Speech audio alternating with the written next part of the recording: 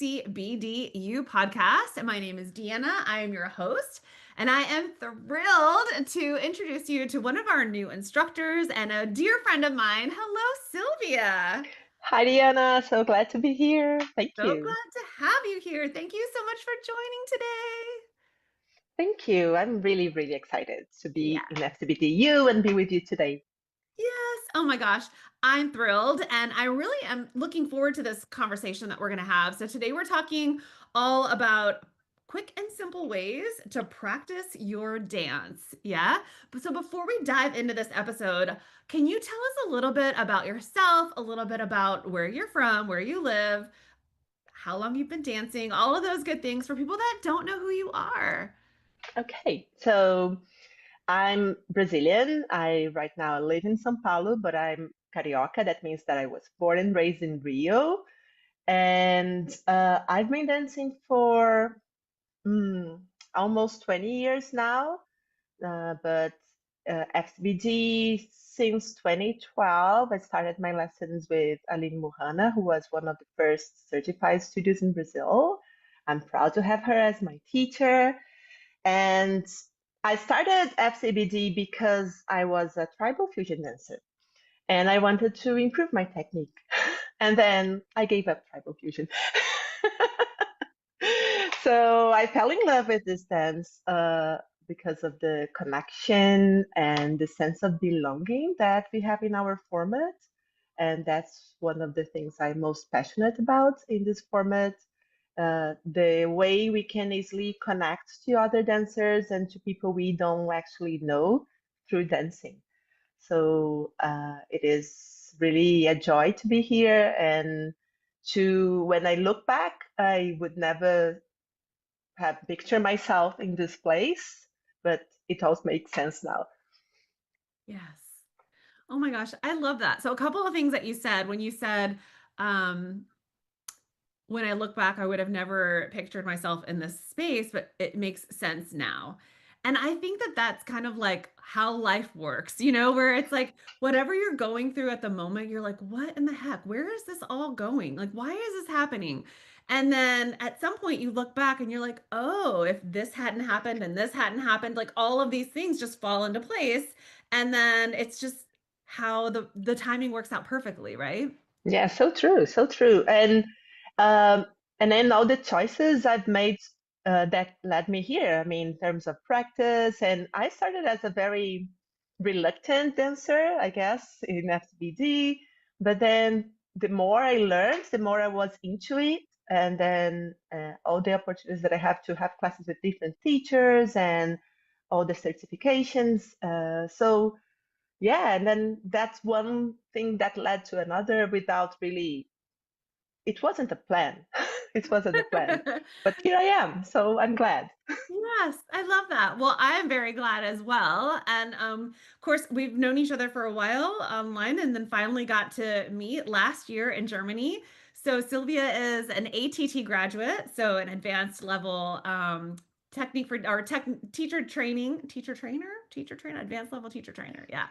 So really, really excited. And so I was so impressed with you, of course, as a person and the way that you presented your classes and your technique and your dancing. And I just knew when I met you and all of our conversations, I was like, oh my gosh, the whole world needs to know Sylvia. So this is I'm just so thrilled to know you. I'm excited for you to come here to Portland in November Yay! and help us out with general skills and teacher training. So, doing your internship here in Portland. And then I'll see you next year, of course, in Brazil, where we will also be doing general skills and teacher training and having Virginia with us. And yeah, it's just going to be so much fun as we continue on this fantastic journey. And in 5 years, 10 years, we look back, we're going to be like, wow, I had no idea where we were going to be, right? Because it's the I same hope so. thing. Yeah, I just walked into a classroom one day. I did not expect 20 something years later to be doing a podcast on Fat Chance style, and running a whole school. So it's lovely how this works out. It is. And I'm glad to see where the dance will take us and how Yes, many people we're going to meet this way. me too. Me Yeah. too. And then something else that you said, I wrote this down when you said you went from tribal fusion, like you were tribal fusion dancer, and then you started doing FCBD style, and then you like let go of tribal fusion. So, there's that saying that's like welcome to the dark side, right? So I feel like when people leave Tribal Fusion and they come to Fat Chance Style or ATS, I'm like, welcome to the light side, right? Where we're just like I don't know, all the joy and all the happy and all the brightness and all of the like zills and everything. So, I kind of want to say welcome to the dark side, but I also am like, welcome to the light side.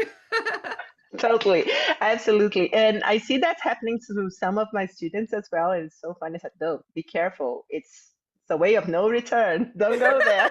It's true. It's true. But you don't like it, so if you want to. Yes, yeah. So last night we had a big performance for my students. It was like this at the studio where I teach. It was like a big student showcase of all the different teachers and then their students.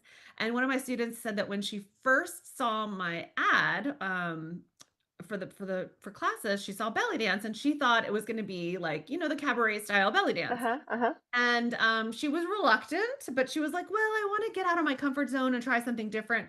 So she came to class. And then when she learned about what the class was about and saw photos and videos of the style, she's like, oh, okay, I am all in. Like, she didn't realize it until she got into it. All of the wonderful things that can happen, and that do happen for so many of us when you open up that world, pull apart the curtains, and you're like, oh, I didn't know this was Totally. back here. And then you're like, oh my God, does that happen? Is this happening to me? Yeah. Yeah, these are my people. Yes, yes. Yes. And so I'm really excited to welcome you as one of the instructors here on FCBDU. So during ATT, you did these fantastic kind of like short practices, like teaching everybody how to get some short practices in that were more of like Tabata style practices. And I loved them so much because so often we get into practice and we're like, okay, well, first of all, a lot of us, myself included, you show up for your practice and you're like, what am I going to practice? Right. So then you end up Mm-hmm. doing the same things over and over in the same ways. Mm-hmm. And you're either practicing your bad habits or you're practicing the same stuff that you already feel good about because you want to feel good about your practice. You don't want to feel like, dang it, I've missed that, cue or whatever. And so I really appreciated that. And I'm really excited to have those classes here on FCBD, which we'll talk about shortly. I thought we could kind of kick this off by talking about ways that we could um, invite these short practices and these small practices into our lives. So, what does that look like for you? Like, what do you think about when you hear the word practice? Yeah. For many, many years, I thought I had to have perfect space, perfect time, perfect music to practice. I think we all been there, right? I mean, no, I can't practice because I don't have enough room in my house to practice, or I don't have the time because I'm working a lot, or I'm in a project or something like that. But I've learned that and I talked about that with you before. There's a saying in Portuguese that is feito é melhor do que perfeito. That means done is better than perfect. So and also I think when you have like 3 minutes, you can practice. So for me, practice is anything I can squeeze in my routine. I have a day job, I have a house, and I have different projects. I teach dance besides the day job, and I try to squeeze in anything, two, three, four. If I have 10 minutes, I'm glad I have a lot of time that day. So practice is just intentionally bringing the dance into your life. I think it has to do with intention, not with how much time or what exactly you're doing, but the intention of it. What about you? Oh my gosh. Well, I'm writing this down because I love what you just said. Intentionally bringing dance into your life. I got goosebumps, Sylvia, because I love this so much. I mean, that's what these small kind of like bite-sized practices are about, right? Inviting something that brings you joy, that you want to get better Mm-hmm. at, that lights you up, and inviting that into parts of your day that you might not otherwise have that. So, yeah, very similar to you, where, and this goes for yoga and for dance. I always feel like if I have to, I've got to practice. Well, I've got to like carve out an hour of my time to sit down and, or to like stand up. Let's go in my studio, right, and practice. I have to create a playlist for my practice. I have to wear a specific outfit for my practice. You know, it's like the stars have to align in order for me to have the perfect practice. And it's like, then what happens? I don't, right? That's If the it. stars have to align and I have to have all It's the, a way to frustration and yes, yes. And then I get mad because I feel like all these other things got in the way and I wasn't able to practice. And I've let that go over the years, because I have like practice in my pajamas, practice in the kitchen as I'm having a snack. It doesn't even matter. Just like practicing at any point in time. And practice doesn't have to be that hour long, carve it out, make notes, do it again, record yourself, evaluate the recording. It does not have to be that way. Maybe I mean, it's okay if it is that way. And a lot of hmm people hmm have that opportunity, but it's okay if it's not. Yeah. yeah, I think a good balance between this, like if you have 1 hour a week to do that, like more structured practice, and you want to record yourself, I think it is good. But if you don't let it go, right? Just I actually wrote down practicing your pajamas because it's something that I do often. Like, well, I just woke up and I'm feeling the mood. I'm gonna put a song, a random song, and I'm gonna dance into it. So that's it. So this is you may be waiting for the water to boil to, I mean, to have coffee and then practice. That's it. Yeah. How fun would it be if you're waiting for your coffee in the morning, you start your morning off with a dance party in the kitchen? Isn't it? Yes, yes, absolutely. So what are some ways that we can practice? So we talked about like maybe practicing in the pajamas, practicing while your coffee's boiling or while your water's boiling. What are some other ways that you find yourself getting some quick practices in? Um, Uh, and when I commute, I like to listen to music, and sometimes I just practice counting the songs while I'm in the subway or the bus or walking to work. I just counting and do the counting of the songs or studying the songs melody and rhythm. So I think this is a nice way to practice musicality Mm. because you're just walking and having some fun while you listen to the songs or songs you're going to perform, or maybe you want to perform in the future a song that you find particularly difficult to dance to. So this is a nice and fun way to practice and seize your time. Something that I also like to do is to do, it's like a game for myself. It's called back to posture. So I'm just like waiting for the elevator or just, I don't know, random moments of my day. I'm a school teacher, so sometimes students are doing an activity and just go back to posture and they oh, roll the shoulders. Okay, I'm here. Okay, so I'm in posture. So this is the posture. So I intentionally reminding my body what it feels like to be in dance posture. So I think this is a very, very quick and nice way to practice throughout the day. Yes. So let's talk about those two things. So music, like practicing your music. So practicing dance doesn't necessarily mean getting up and doing the dance. Doesn't mean practicing your swivel steps or your figure eights or whatever it is. So we can practice first and foremost by listening to our music. And I love this because it's so important. I tell my students, it's like in the car, anywhere that you are, listen to the set, like you're performing until you are sick of the song. You could hum it in your sleep. Then you're ready. So Absolutely, absolutely. yes. So we have so much opportunity for us to practice just by listening to music. I hmm practiced today. Oh, really? What did you do? I listened to my three favorite songs, or I listened to the songs that we're going to do with this upcoming performance, or I mapped out some music while I was on the bus and mapped out a song. And now I feel really confident about where the stops and the starts and the phrasing is. So practicing by listening to your music is a huge way. And I think that that doesn't get enough attention.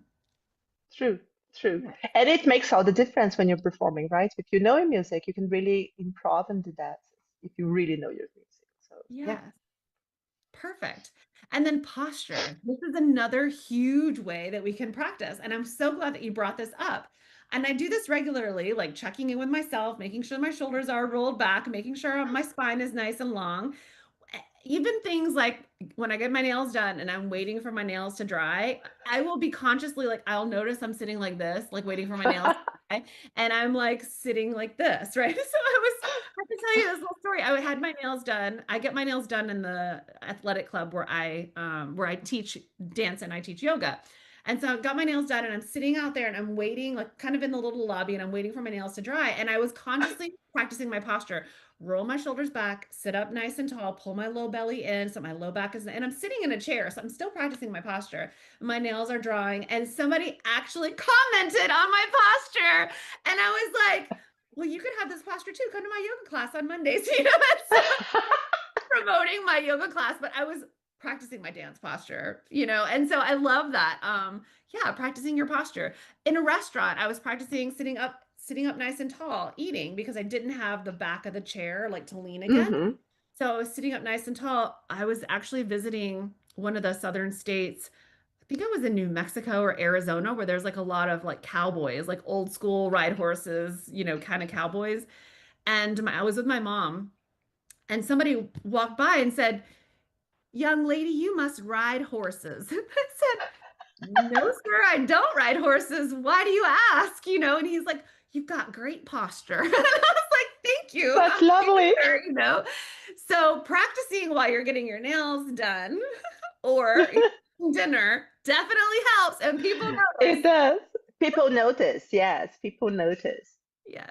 People do notice. That's true. Even in the car, right? Practicing your posture. Especially the shoulders. I mean, I'm tall, so I'm always leaning into people, especially because I teach young kids and then they are often shorter shorter than I am. But then okay, no, shoulders. Roll them. Yeah. Take up space, like shoulders Take back, up. bottom out. That's it. That's it. Yes. Oh my gosh, this is beautiful. And so, some other ways that we can practice dance. So, kind of getting into posture a little bit more. Um, do you ever practice your slow walk while you're in the grocery store pushing your cart? Because I do that. This I have never, but that's actually a very good idea. But I do practice figure 8 while I'm standing in line, Yes. very, very shallow, and then I'm not self-conscious about that. I mean, I noticed some people actually, what is she doing? What is going on over there? But I'm just practicing figure 8. Like, okay, the obliques are working. Okay, nice. Yeah, right. Just like check a little check-in. I mean, I'll And carry around some cards. If somebody asks what you're doing, but you can do it too. Here, come take my card. yeah, I'm a belly dance teacher. Do you wanna come? So what are some Yeah. ways that we can actually not actually, but like, what are some ways that we can incorporate the movements? So as we're talking about like standing in the grocery store line, and some Mhm. people might not feel completely comfortable with that, but what are some ways that you think we can practice quick and effective ways to practice our movements from dance? Um, One thing that I like is to do the walking shimmy around the house. So if I have to go from one place to another, shimmy is something that I'm always struggling to get it better. So this is something that I actually do. So today I'm walking shimmy instead of just walking around the house. Yeah. Uh, and this is fun actually because you just get really aware of what is going on because and then you have to pay attention to your cats and dogs while you're And walking. Andre is like, oh, she's just practicing again. Yeah, husband is used to that by now. It's just dancing around. That's and also well, if you like cooking, there's a lot of waiting time. Hmm. So while you're in the kitchen, you can actually choose a step and with or without music, dance to it, either slow or slow movement or a step. That's a good idea. Yeah. Yeah. I put socks on and I usually am a barefoot person, but I put socks on in the kitchen and we have wood floors. And the slow walk with socks on, was just like around, we have like the island in the middle of the kitchen. Mhm. And so just like putting socks on and practicing slow walking around the island while I'm waiting for the microwave. Done that before too. That's good. That Yeah. yeah, because the microwave is like at least 1 minute of practice. Yes, exactly. And you're like, get my practice in for the day. Your practice can be a few minutes. It can be, yeah, just a few short, just bringing your, I love how you said like bringing your intention into this moment. It's like brushing my teeth, ribcage circles, brushing teeth, you know? Hmm. Hmm.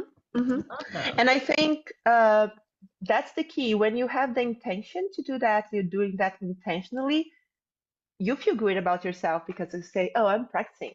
Yeah. And then you actually start squeezing in more practice moments throughout your day because you feel, "Oh, this is easy. I can do that, and I can do that." So, and actually reminding yourself that you are allowed to have fun and dance during the day. So this Can is, you please repeat that? It is so important. you are allowed to have fun and dance throughout your day during your day. Do Yes. that. Don't Do just that. dance in dance class. You are allowed to have fun and dance throughout the day. That's And it. you, hey, and here's a tip. You can belly dance to non-belly dance music. Isn't it? Isn't Yes. it? Yes. It is so fun. Actually, so fun. Andre, my husband, he listens to all sorts of music, and more often than not, he loves cooking. He's cooking. I start dancing to music I would never actually dance to, but it's so fun. And also, it's great for musicality because you start paying attention to which songs can I dance too slow, and which songs can I dance too fast. Yeah. So this is great. Yeah, And have you can fun. have fun. And you can start when you're doing that, you can start kind of picking up on the anticipation of the phrase change, right? And then you're like, oh, how did I realize that this phrase was going to change? And how can I apply that to this other song that I'm dancing to in a performance? It's the same kind of sensation of like feeling where the phrase is going to come in. Yeah. I feel like it can really help you learn just kind of like applying your modern music appreciation to your belly dance and folkloric music appreciation. Yeah, there's a lot of crossover there. So true, so true, so true. Um, and I think uh, also something that we sometimes we neglect is the zills. Mm, And at yes. least as a student, I used to. I mean, when I started FCBD, it was so hard, and I didn't want even to try. And I see that with my students as well. But also, it's a musical instrument, so this is something we should put into our practice even if it's just a little bit. And there are many ways to do that. Just keep yours using your hands, and then while you're waiting for the microwave, why don't you try to zill a little bit and just see how it feels, even without a song, right? Yes. Yes. Even without your finger symbols, just moving your hands to the rhythms. Air zilling. Air zilling. Absolutely. Absolutely. I do that in the car, listening to music, and I'm like, oh, I could zill to this, you know? I do that while you're commuting as well, Yeah. because then it doesn't disrupt anybody, but I'm just air zilling while you listen to the song. I love this. I also, some one of the other ways that I practice is so really practicing something like levels. You know, it takes a lot of strength and it takes some building up. And so there's different ways that you can practice as far as like today I'm going to do strength training for my practice. And maybe I'm just going to Hmm. do 10 minutes of strength training with lunges or something to help if um levels are a goal, right? But going up the stairs, this is going to be weird, but like going up the stairs on the balls of my feet to kind of strengthen the muscles that it takes to press myself up on the balls of my feet coming from a level, I have found has been really helpful just to maintain that like awareness in the balls of my feet, maintaining that equal pressure, but then also like that lift of going up to the next Uh-huh. step on the balls of your feet just like adds that extra level of a more intense way of strengthening your quads and your calves and like all the muscles that it takes to create that level. So if somebody is like I want to do a level but I don't feel strong enough, practice just even like I have a two-story house. So anytime I'm coming up the stairs to change the laundry, balls of the feet up the stairs. Oh, every time I put my thumb up, my Zoom is like, hey. So yeah, practicing walking up the stairs. How are you walking up the stairs? Do you want to shimmy up the stairs? Do you want to, just practice levels going up the stairs? So these Hmm. are really interesting ways that we can incorporate these small, subtle things that can create real change because if you're trying to carve out an hour of your practice during the week, let's say, chances are you're going to keep putting it off because you're like, oh, I can do it tomorrow. I can do it tomorrow. I can do it tomorrow, right? Not, the world hasn't aligned to this perfection of like practice time. But it's not about the length of your practice, right? It's about the consistency. So if you get in these little habits of I'm brushing my teeth, I'm wiggling my hips, right? I'm in the car, I'm in the bus, I'm practicing my posture.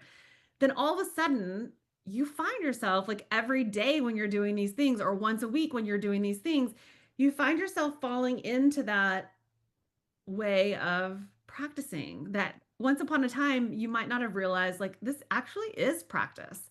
So I think we just needed to clarify that definition of what is practice and giving yourself that permission to intentionally bring the dance into your life. I love that quote. That needs to like go on a shirt or something.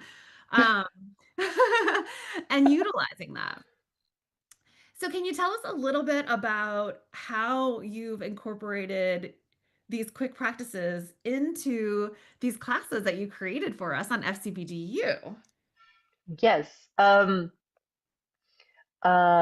was I was inspired by a Pilates teacher who was also a cross training teacher. So he introduced me to Tabata, and I don't know if everybody knows what Tabata is. Tabata is like a HIIT training. You do something for 20 seconds and rest for 10 seconds during 4 minutes. So it's 8 repetitions of whatever you're doing. It can be lunges, jumping jacks, planks, whatever. And uh, I had the idea of incorporating that into dance because I had a group of students who always arrived very, very tired with low level energy in class. Mm. And and nowadays, if you go to Spotify and other places, you're gonna find Tabata songs ready for you. So I got one and I danced with the 4 basic movements, 4 basic fast steps with them, and they loved it. And that changed the lesson. And I started using that for my own practice when I had 4 minutes. So if I wanted to improve my swivel step and my shimmy, I would alternate between swivel step and shimmy. So for FCBDU, I brought together 4 different Tabata lessons. So if you just have 4 minutes, that's your time. 4 minutes, and you can dance with me. So one lesson is for the 4 basic movements, and that's actually my favorite Tabata drill for FCBD because for me, level 1 movements, basic movements are the ones that brings me the most joy when I'm dancing. So I love them. And well, know your basics, right? Before you go Absolutely. because before you go further. And then I have 3 other ones for the fast families. I have one for the bump family, one for the rhythm modulation family, and the other one for the shimmy family. So it's super fun. So if you want to practice your shimmies, go for the shimmy one. If you want to go for the 4 basic, go for the 4 basic. And we have the plan, right, Diana, to have what they call a 20-minute session Tabata. And then that's not for fast practice. This is coming later on. This is for you to uh, get ready and have stamina for a full set. Yes. So we are having that later on as well. Yes, yes, yes. So I love that you used this if I heard you correctly, I heard that you would have students that would come in kind of low at level energy. I mean, it's the end of the day. They've all probably been working and then they've got to Mm-hmm. like get to the studio and all the things. And so it's all they could do to like show up. And sometimes you just need a little bit of, well, often you need like a pick me up, right? Just like get in there and get the energy going. That way they get that excitement level and you can just jump right in. So I love that you incorporated these. I guess as part of like the warm up, right? To get Yeah. everybody in their bodies and Mm-hmm. And then I actually do that quite often nowadays, and I check my students if I'm feeling they're a little bit mm, not in the mood today, but they are there. So let's go, let's dance, let's start the class dancing. So this is a better way. So if you're a teacher, an instructor, to start your lessons with. So this is super fun. Students loved it. We are all sweaty at the end and ready to dance and learn new moves. Or yeah. if you are in a especially cold days, these are good as well to warm up. So this is super fun and super fun. Yes, and super fun. Yeah. So I love that like we can use the ways that we practice and as teachers incorporate that into how we can entice our students to practice, right? So these Tabata drills, they sound really similar. So I was probably inspired by your class last summer because in October then I started teaching at the athletic club and just doing I won't get too much into it, but it's a very different class than like a studio class. And I've been repeating some of the same drills. Like I've got these drills that go with specifically perfectly with this one song, you know? And so I've started just doing those a lot of times, pretty much like every other class. And I find that the Mm-hmm. students really like that because they get to know the music. They kind of feel like they know what's coming, so they feel like they're learning that in and of itself. And we're always practicing. I've got their posture related drills, so we're working on like engaging the lower belly. We're working on engaging the upper body, and just like that Mm-hmm. isolation of switching between the two. And they just have so much fun and it gets their head in the game and then they feel like they're ready to go. And so I'm excited about utilizing some of your Tabata drills that you created for us and bringing that into the classroom because it is a great way to get in like some practice, especially if it's like a level 2 or a level 3 class. Mm-hmm.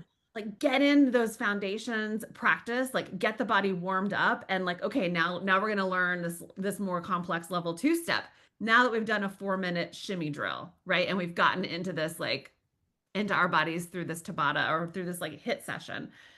So I love that this opens up more than just practice inspiration, right? And practice classes, but it might actually inspire instructors on how they can inspire their students to practice just by incorporating this as warm-ups I or hope as so. drills. Yeah, Yeah. I think it really will. I think it really will. Yay. Yeah. So we talked about like what constitutes practice, yes, and bringing dance and the joy of dance into your life in a lot of different ways. Talked about practicing music and the different ideas of practicing music, practicing zills, some unique ways of practicing dance around the house. But let's talk about some other ways that maybe we can practice specific movements. So I like to break things down in their like smallest, simplest of ways, right? And so I might find one thing that I'm working on to practice and really focusing on that. So I'm going to say like a chest lift, because that's really hard, especially when you're working on something like an Arabic shimmy or a rhythmic undulation shimmy. So, yeah. So, what are some ways that we could practice, let's say, a chest lift? I'm throwing this out at you. I know it's not even in any of the It's notes that I okay. sent you, but what are some cool ways that we could practice chest lifts, maybe throughout the day in a way that might not feel like you're practicing, but is absolutely 100% practicing your chest lifts?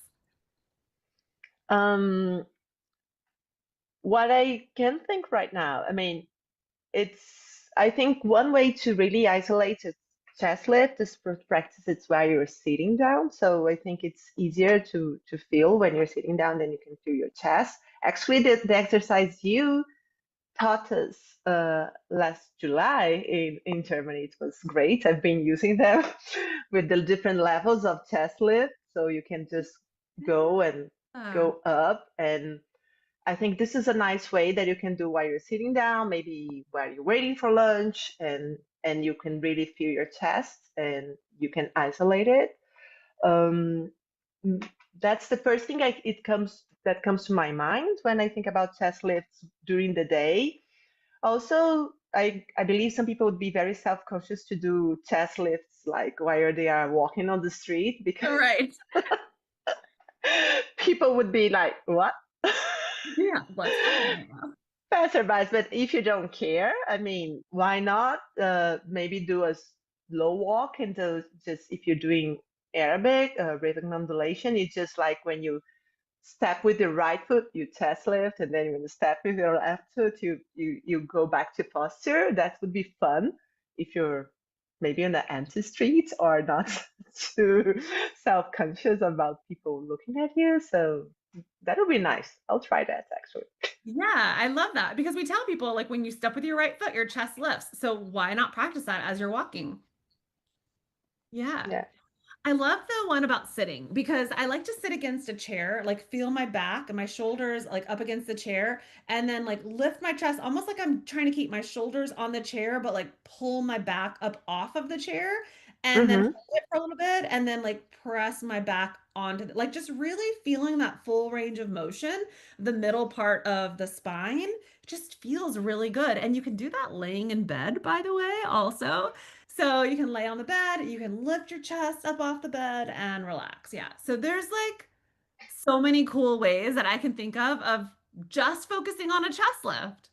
Mm-hmm. Mm-hmm. Um, I was thinking about bumps and especially four corners and roundhouse. If you live in an apartment building, this is something that I also did, and sometimes I still do, to practice the bumps and the angles. If you are going in the elevator, and well, you have to be alone to to do that, but you just go and go bumping in the four corners of the elevator. That is fun because you can really check the angles that you have to go, and at the same time you're practicing your bump. So this is something you can do.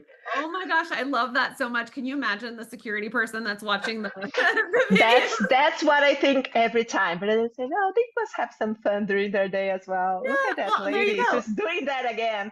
It's like a little mini performance. You're like, I don't know what the person who I'm performing for, but they're about to get a performance. Chico Four Corners, let's go for it.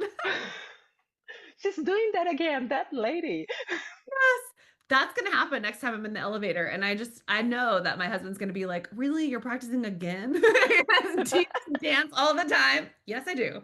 Yes, I do. Why not? Why Why not? not? You are Yes. allowed to do that.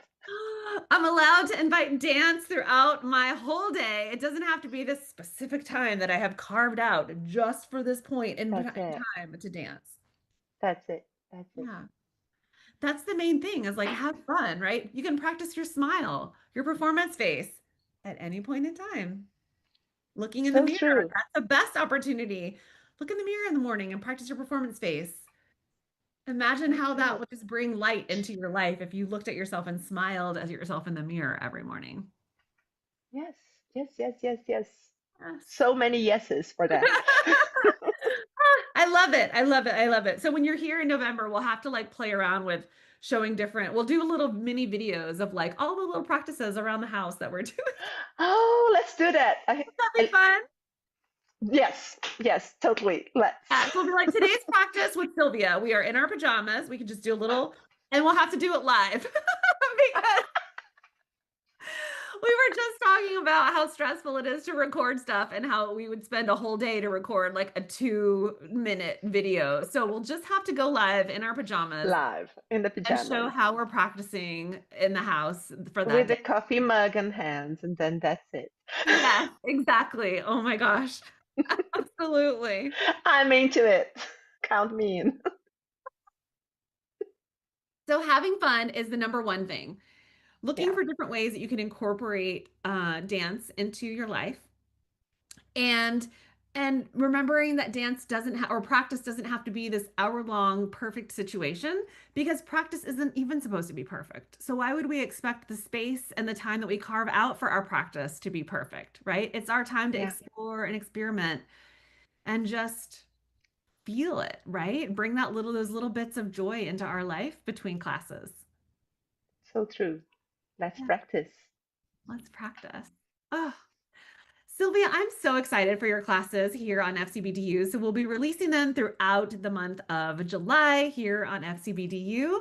And of course, as people take them, we would love to hear how you enjoyed them, how you're practicing, how you're incorporating these different drills throughout your class, maybe even throughout your classes with your students. So if you're teachers, like how are you incorporating these things in with your students?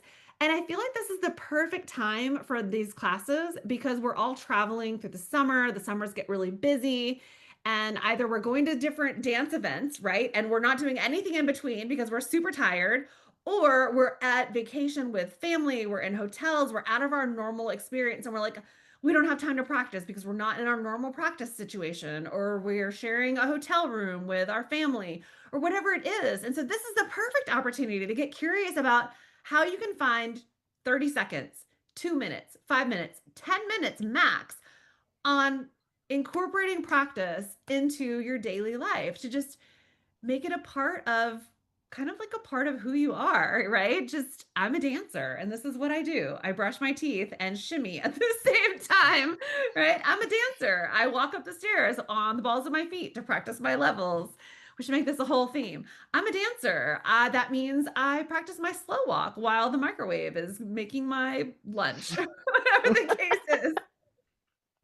I'm a dancer. I do my figure eight while I'm waiting in line, and that's it. There you go. Yes. I'm a dancer. Of course, I practice my zills while I'm air zilling in the elevator, right? Or whatever the case is. We just need to keep Uh, that going. that's it. Yes. Forever, I guess. Yes. I am all about it. Oh my gosh, Sylvia, thank you so much for your inspiration, for your dedication to your practice, and to sharing everything about your practice and some of these wonderful ways that you've inspired your students and bringing them out into our FCBD U universe, our FCBD universe, to share all of those things with everyone else. Whether you're a student, whether you're a teacher, whether you're kind of like FCBD curious and you're just like, I don't know, maybe I just want to like drill for a little while and see what this is all about. I think that that's also a great use of these Tabata drills, like FCBD Sure. kits, right? Fusion dancers, practice your FCBD style and your techniques in 4 minutes or less before you're getting into fusing it with something. Yeah, Yeah. totally. Yes, do that, please. Yeah, yeah, yeah. Do that. Welcome to the light side. Oh my gosh. Well, thank you so much for being here and for Thank being you, Deanna. our Fat Chance family. I appreciate it. And I'm so happy to continue to work together and to dance together. Me too. Thank you very much. I'm really, really happy to be here and really happy to be part of all this. Yes, excellent. Well, everybody go out and take all of Sylvia's classes, repeat, repeat, repeat, because these are great ways that you can take them, like take the same Tabata drill every single day for a week and notice how does it feel from day one to day whatever, because you're going to start learning the music, you're going to start learning the timing that the music plays for these drills and the order that she puts them in, and before you know it, you'll be actually probably drilling them without the music in no time, just to kind of like incorporate that fun hit style workout for your practice in your everyday life. Yeah. All right. All right. Thanks, everyone. Thank you. Bye. Bye.